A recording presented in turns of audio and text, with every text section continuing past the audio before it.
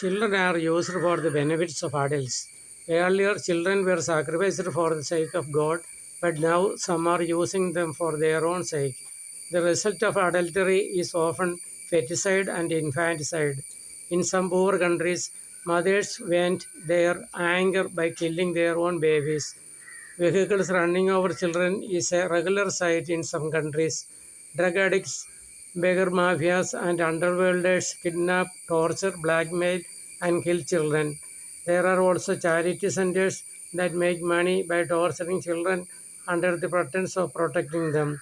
Even babies as young as months are taken captive in wars. In times of accidents, adults usually escape without trying to save children. Childhood is a time of intellectual development. That is what the world needs. Children should be protected more than the elderly. It should be considered a universal law that the right to life increases with decreasing age.